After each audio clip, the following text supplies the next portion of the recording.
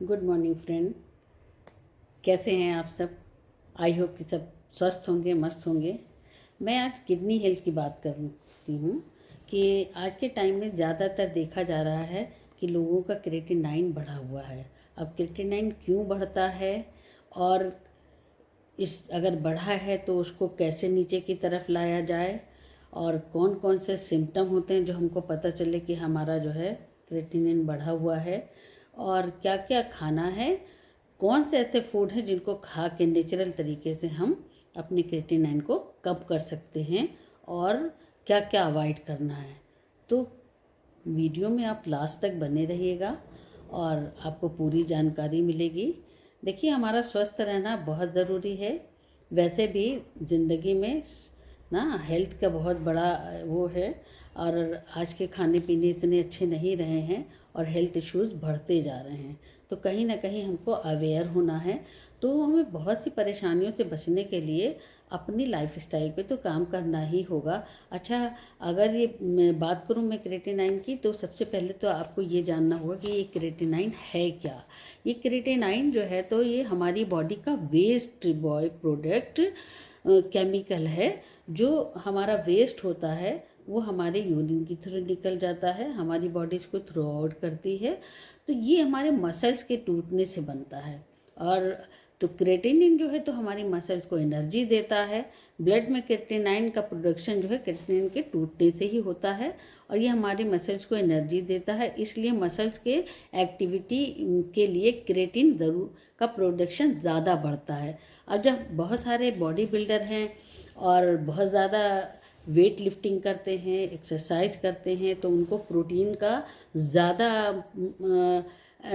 Consumption करना पड़ता, protein ज़्यादा लेते हैं। प्रोटीन के बहुत ज़्यादा लेने से भी जो है ये हमारा क्रिएटिनिन बढ़ जाता है। और अगर आपका बॉडी में फ्लैश आउट नहीं हो रहा है जो आपका, देखिए क्रिएटिनिन जो है बॉडी में बनता है, लेकिन हमारी बॉडी इसको निकाल देती है। और अगर हमारी बॉडी से ये नहीं निकल पाया और बॉडी में रह गया तो क्रिएटिनाइन बढ़ता है। अब ये तो हो गया क्रिएटिनाइन क्या है। अब अगर आपका क्रिएटिनाइन बढ़ गया, आजकल हर बीमारी, कुछ बीमारी ऐसी हैं जब वो 60-70% डेवलप हो जाती है अंदर, तब वो पता चलता है, तब सिम्टम आते हैं कि हमारी बॉडी में कुछ हो रहा है। नहीं तो इंसान सोचता है मैं तो ठीक हूँ, मुझे तो कुछ नहीं है, चाहे उसका वो ओवरवेट हो रहा हो, वो कुछ भी हो रहा हो, वो सोचता मैं ठीक हूँ। तो अगर आपको भी लग रहा है कुछ ऐसे सिम्टम आपको दिखाई दें, तो आप ज़रूर समझ लें कि मेरा क्रिएटिनाइन बढ़ रहा है। सबसे पहले तो देखिए, आपको सांस लेने में दिक्कत आने लगेगी, ठीक है। और सांस लेने में दिक्कत क्यों आती है? हमारी बॉडी में सूजन आती है, इन्फ्लेमेशन, सूजन आ जाती है। यूरिन जो है करने में, यूरिन में दिक्कत आना, जलन होना या पेन होना, और सांस लेने में दिक्कत होना, हमारे बॉडी में सूजन, खासकर आँखों के नीचे जो है सूजन आ जाना, और यूरिन में ब्लड आना या तो प्रोटीन का बाहर जाना, बहुत ज़्यादा कमज़ोरी लगना, कमर में दर्द होना। अगर ऐसे सिम्टम आ रहे हैं तो आपको समझना चाहिए कि हमारा क्रिएटिनाइन बढ़ा है। इसका एक टेस्ट होता है, तो आप अपना ब्लड टेस्ट भी करा सकते हैं, जिससे भी आपको पता चल जाए अभी क्रिएटिनाइन कितना होना चाहिए।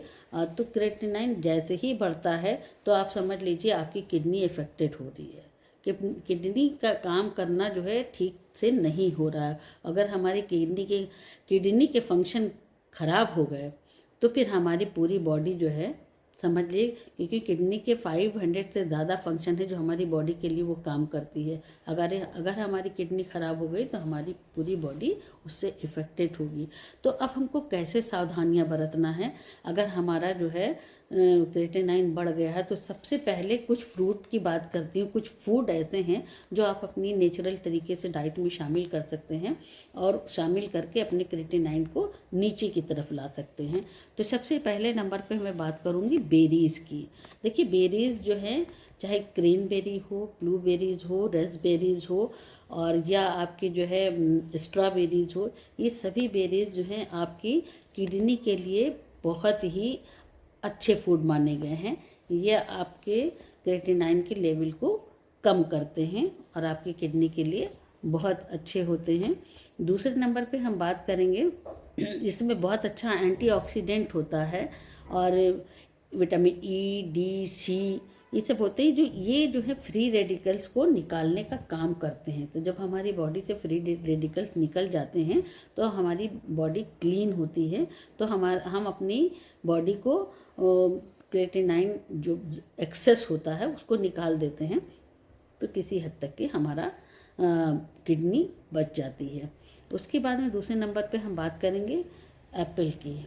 एप्पल बहुत अच्छा फ्रूट है, इसमें भी सॉल्युबल फाइबर होता है और बहुत अच्छा प्रोटीन भी इसमें है, जो आपकी किडनी के लिए देखिए पूरी तौर से ये जो है ना पानी से भरे हुए हैं। ये सारे जो है रस वाले फल होते हैं और ये कहीं ना कहीं हमारी बॉडी को मतलब हाइड्रेट नहीं होने देते हैं, कि हमारे बॉडी में पानी की कमी को नहीं होने देते। तो हमको कहीं ना कहीं इसको लेना है। और बहुत सारे ऐसे अनियन हैं, अनियन बहुत अच्छा जो है फ्रूट है, ज़बरदस्त कंपाउंड है इसमें ऐसा ज़बरदस्त कंपाउंड है जिसे एलिसन कहते हैं। इसकी वजह से जरासीम कम होते हैं और ये मदद करती है हमारी क्रिएटिनिन को रोकने में, बढ़ने में, ठीक है।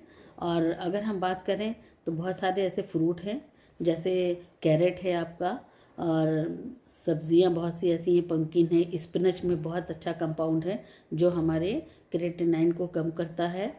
और इसके अलावा फ्रूट में वाटरमेलन आप ले सकते हैं, सभी तरह की बेरीज़ का मदद कर सकते हैं। और डाइट की अगर बात करें कि अगर क्रिएटिनाइन किसी का बढ़ा हुआ है तो उसकी डाइट कैसी होनी चाहिए, उसकी डाइट में कम से कम 2 टाइम बाउल भर के सलाद होना चाहिए।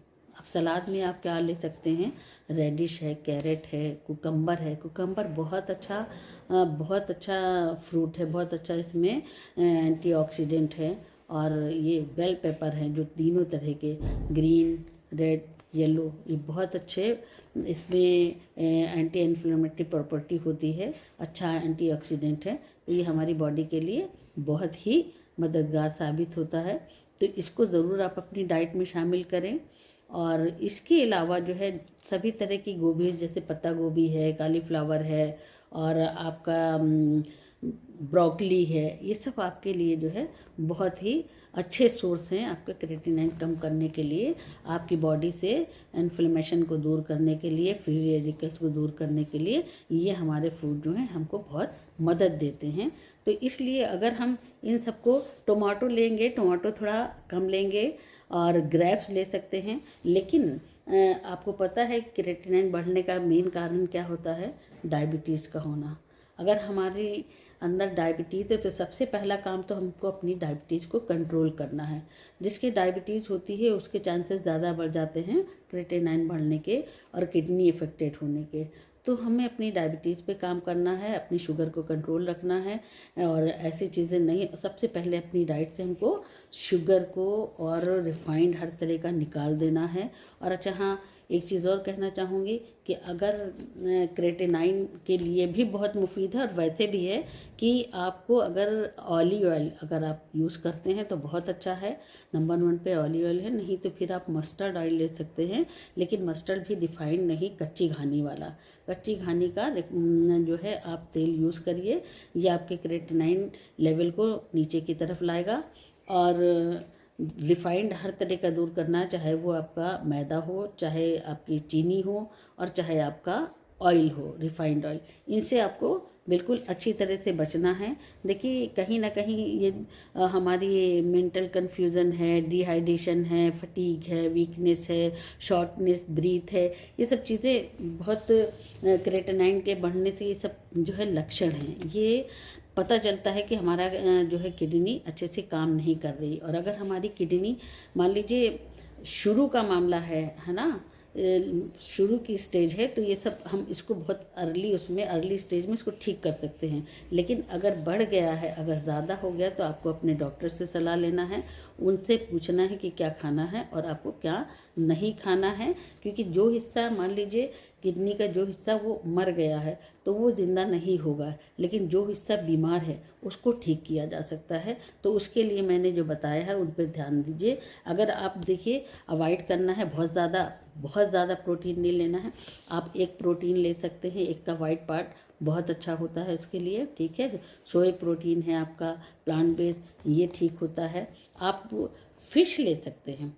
आप फिश की बात करते हैं तो मैं फैटी फिश की बात करती हूँ हमेशा, कि टूना है, आपकी सॉल्मन फिश है, ये 3-4 फिश ऐसी आती हैं जो आपके, जिसमें ओमेगा 3 है। ओमेगा 3 कहीं ना कहीं आपके जो है हार्ट के लिए बेटर होता है। आपका जो ट्राइग्लिसराइड है उसको जो है कम करता है, और या आपका कोलेस्ट्रॉल बहुत हाई जा रहा है, बैड कोलेस्ट्रॉल है, उसका लेवल कम करता है। तो जब आपका बीपी कंट्रोल होगा, शुगर कंट्रोल होगा, तो आपका क्रेटिनाइन भी नीचे की तरफ जाएगा। तो अगर क्रेटिनाइन बढ़ रहा तो सबसे पहले आपको फोकस करना है कि आपको बीपी शुगर की तो परेशानी नहीं है। नमक जो है अवॉइड करेंगे, आप कम से कम लेंगे। सोडियम होता है उसमें, वो आपको नुकसान करेगा। प्रोसेस फूड से आपको बचना है। डब्बा बंद पैकेट वाली चीज़ों को आपको अपनी डाइट में नहीं शामिल करना है। आई होप कि आपको समझ में आया होगा कि हमारे लिए हेल्थ कितनी ज़रूरी है। सबके लिए हेल्थ सबसे पहले है। तो हम इन छोटी छोटी जो गलतियां अपनी लाइफ में करते हैं उनसे बचें। हमें क्या खाना है, क्या नहीं खाना है, अगर आपके अंदर कोई बीमारी आ गई है तो उससे कैसे बचा जाए। तो इन सब बातों के लिए आप अगर कुछ पूछना चाहते हैं तो मेरे दिए गए नंबर पे आप कॉल कर सकते हैं।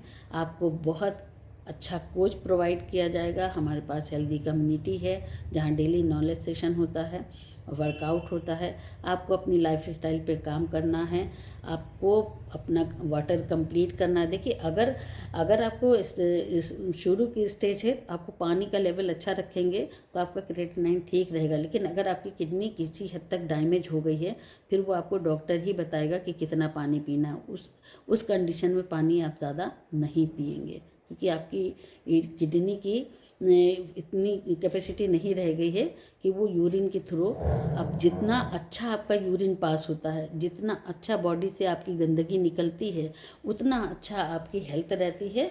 तो कहीं ना कहीं आपको अपनी हेल्थ पे काम करना है, अपनी लाइफ स्टाइल पे काम करना है।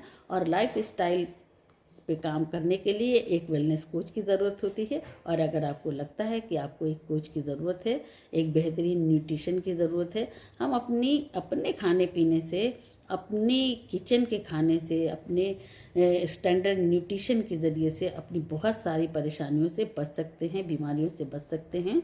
तो आई होप कि आप लोग भी अपनी हेल्थ पे पूरी फोकस करेंगे, तवज्जो करेंगे, और एक बड़ी परेशानी से और डॉक्टर की डेली हॉस्पिटल दौड़ने से और ये जांच और वो जांच से बचना चाहते हैं तो आप मेरी वीडियो देखा करें। वीडियो में मैं आपके लिए बहुत अच्छी अच्छी बातें लेके आती हूँ, और जो डॉक्टर आपको नहीं बताता है क्योंकि उसके पास इतना टाइम नहीं है, ठीक है। अगर आपको बहुत सारा मर्ज आ जाता है तब तो आपके पास कोई रास्ता नहीं, आपको हॉस्पिटल ही जाना है, आपको डॉक्टर से ही राय लेनी है। लेकिन डॉक्टर के यहाँ जाने की नौबत ना है, इसके लिए उससे पहले आपको क्या प्रिकॉशन लेना है वो सारी चीज़ें आपको हमारी कम्युनिटी में मिल जाती हैं।